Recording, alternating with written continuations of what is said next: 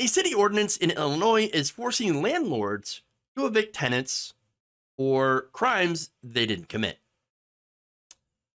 So, let me give you some details in this because this is absolutely infuriating.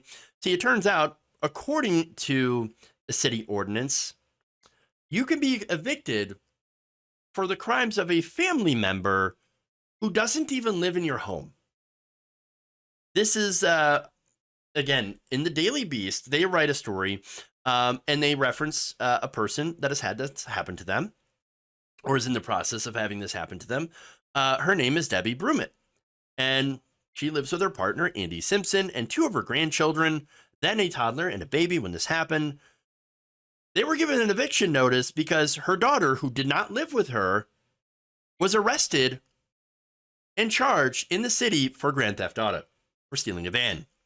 On June 9th, 2019, a van was stolen from a lot in Granite City, Illinois. The 2 suspects were arrested and charged. But just days after that arrest, after she had stolen the van, Debbie and her landlord received a letter from the Granite City Police Department, regardless of the landlord's preferences. By the way, in this case, I know I like to bag on landlords a lot, but in this case, the landlord's like, no, I like my tenants. Why would I want them to go? They're good people. They're good tenants. I don't want to kick them out. But the city said, no, you don't have a choice. You have to kick them out because we have this anti-crime law. So this police officer or the police in that city said that Debbie and Andy had to be evicted because of their association with someone who had broken the law. Again, nobody in that household was involved in the theft. Not even the baby.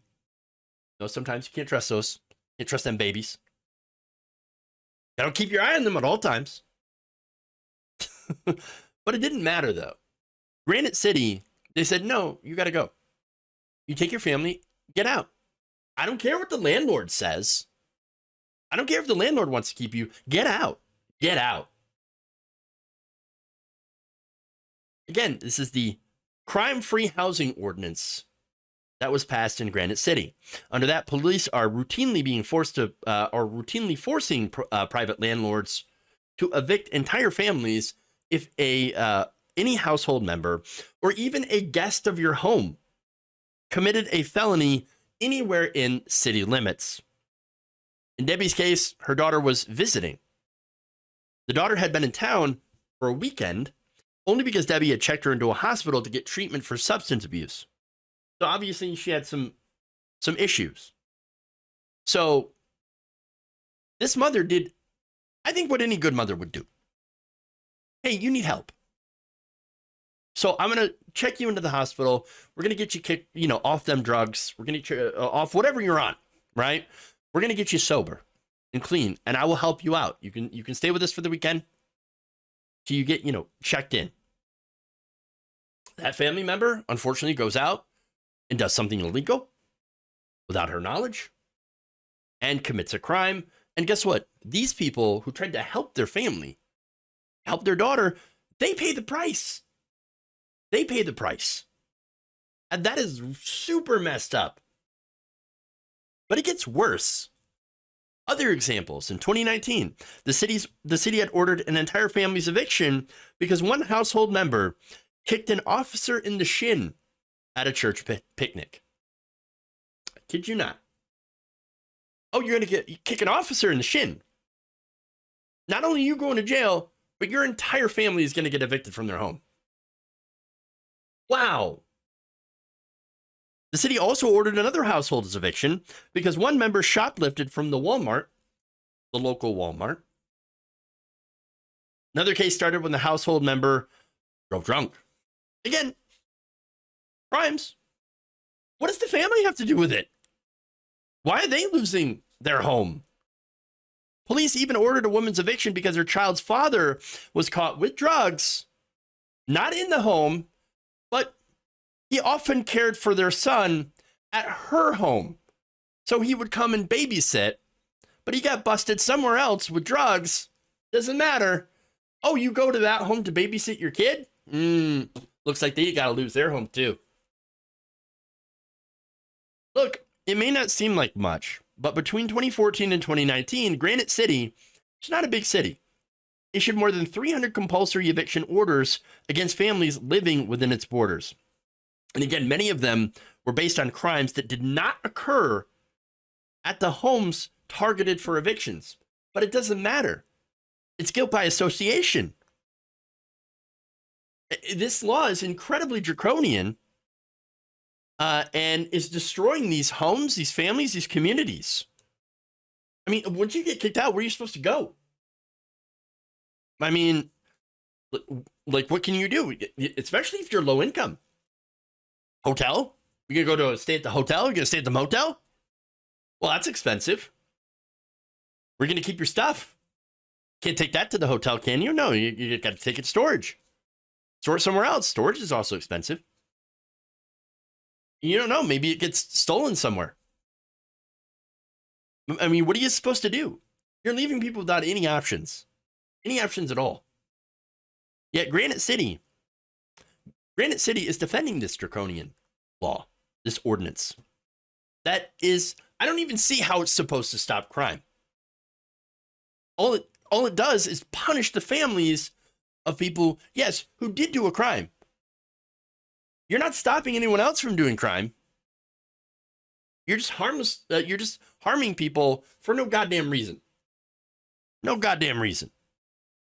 Now, last month, the judge in Debbie and Andy's case, ruled against him in the fact that compulsory eviction regimes like the one in Granite City are totally fine and totally legal. Yeah, we'll just keep it. Yeah, no, it's totally fine. Yes, kick out their families. Kick out their families. Now, Debbie and Andy, so far, they're still in their home. They were allowed a temporary restraining order against Granite City in federal court. And in the months that follows, the city did modify its law. The most outlandish features were stripped out. That said, it's still there. In fact, the guilt by association part of the law is still there and was defended as a valid tool of crime deterrence and prevention. The court also noted that a law mandating family-wide evictions was obviously striking in its breadth and reach, but said that curtailing collective punishment was no business of the federal court. Well, then what's the point? Again, the courts are there to interpret the law and to hand down sentencing and stuff like that. Isn't that one of the points of the courts to, but no, apparently they want to continue to have police kicking the people out of their homes. That's what they want.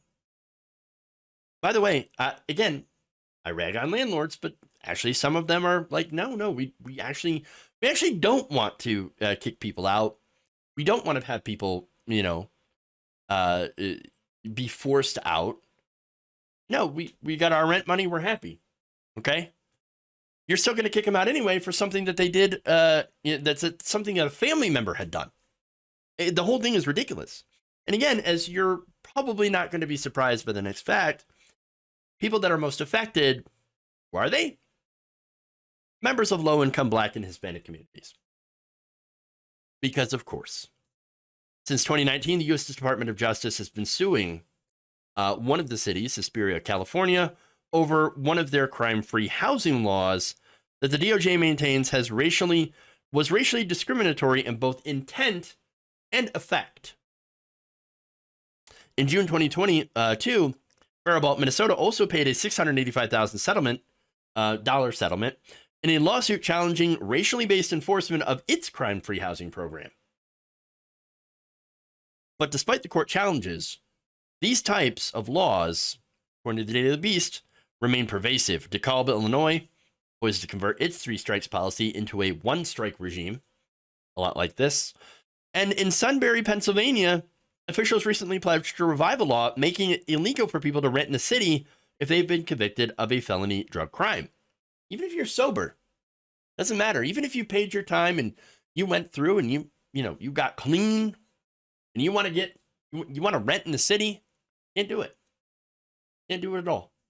Nope. It's ridiculous.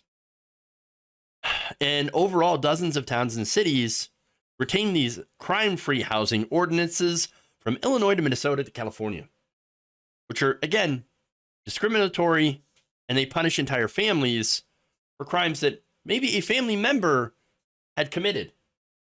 The entire family. It's ridiculous. It's disgusting. And it's overly punitive. So, look, if you care about this issue, please amplify the video. And amplify these stories and stories like this. And look to see if you have an ordinance like that in your town or in your area. Look to see if it's on the books. And if so, get together with activists, people who care about social justice, and try to get these laws struck down in your community if they exist. Because, again, these are overly punitive and do not reduce the, the amount of crime in these areas. You're just hurting these people, hurting these families, for just absolutely no reason.